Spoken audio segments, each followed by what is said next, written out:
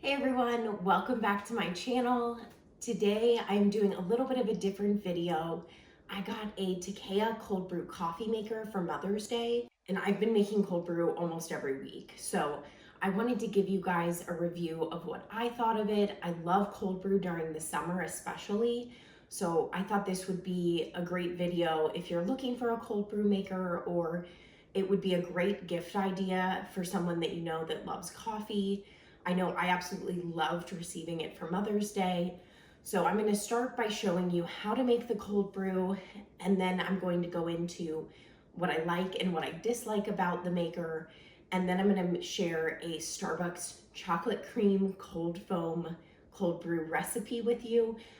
This is so good. I absolutely love the chocolate cream cold brew from Starbucks, but obviously it's really expensive if you want one every day. So I was really excited to find this recipe. I cannot wait to share it with you. It tastes so good. So stay tuned to the end if you want to see that recipe, and we'll get into how to make the cold brew. The first step is going to be to add the grounds to the mesh filter. So you're going to add 1.25 cups of medium coarse grounds. It does recommend using a tablespoon to spoon the grounds into the filter. And with the filter being a narrow opening, I usually use just a regular spoon and go ahead and pour in the grounds that way. Next, you're going to add 4.5 cups of filtered water, and you're going to add that right into the pitcher. And then you'll go ahead and click in the lid for the filter. It just fits right in there. And then put that into the water and screw on the top. Then you're going to go ahead and just shake the cold brew for 30 seconds. And then you'll put it in the fridge overnight, and in the morning you'll have some delicious cold brew to drink.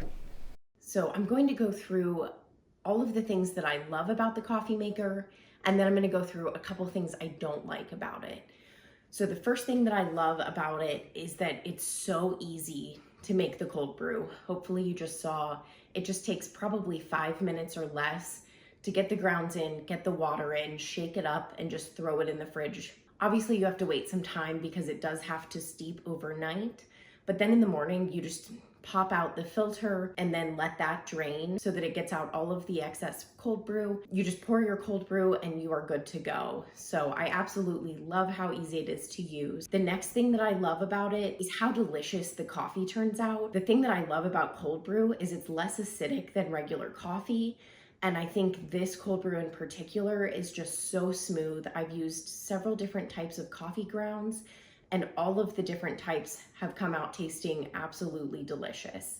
So I really enjoy the taste of the cold brew. The next thing I love about it is that it's so easy to clean. You just pop the filter out, dump the grounds into the trash can, and then just rinse it in the sink. And it can also be dishwasher safe. Another thing that I love about it is how easily it fits into the fridge and the fridge door especially. So it doesn't take up a whole lot of room. Another thing with the pitcher is that it's spill proof according to the package. And based on all of my experience, I'm very clumsy. As long as the lid is set to closed, it has not spilled. So I really appreciate that as well, because I'm just so clumsy. I spill things all the time. And that's a really nice feature to have. The last thing I love about it is that you can keep the cold brew concentrate in the fridge for up to 2 weeks. Mine honestly never lasts that long. I do feel like you get a lot of concentrate made, which I also appreciate, but it's nice to know you can keep it for 2 weeks if you're someone that doesn't drink cold brew every single day during the summer or really any other time of year. So on to a couple things I do not like about this coffee maker. The first thing I don't like is that it can be very messy as far as when you're making the cold brew. The opening in the filter where you put in the grounds is relatively narrow. So I do have to really make an effort to not spill the grounds everywhere when I'm transferring the grounds from the measuring cup into the actual filter. So that's one thing I don't really like, is it can be messy with getting grounds on the counter. I just make sure the counter is very dry so I can just swipe the grounds into the trash can if that does happen, but that is a con to me. The other con is that it does when you get to the very bottom of the cold brew concentrate, sometimes there are grounds that get into your coffee. Now, I will say this is way less than when I've made the cold brew in a mason jar with a filter that way. That way, there are a ton of grounds that come through. Before I got this coffee maker and I would make it in a mason jar, I would literally strain the grounds when I would pour the concentrate. I don't feel like I need to do that with this coffee maker, so that's definitely better than just making it in like a mason jar. But sometimes when you get to the end, you do have some grounds. So I don't particularly like that part of it either. But overall, I would highly, highly recommend this cold brew maker.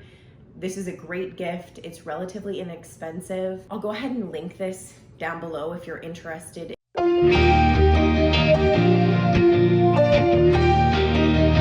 Here's a look at all of the ingredients you'll need for the chocolate cream cold brew. You're going to start with 3/4 cup of cold brew concentrate. Then you'll add 1 tablespoon of vanilla syrup. You can add less or more depending on how sweet you want it to be. Then I'm adding to my Nespresso frother 2 tablespoons of heavy whipping cream, 2 tablespoons of 2% milk, 1 teaspoon of cocoa powder, 1 tablespoon of malted milk powder.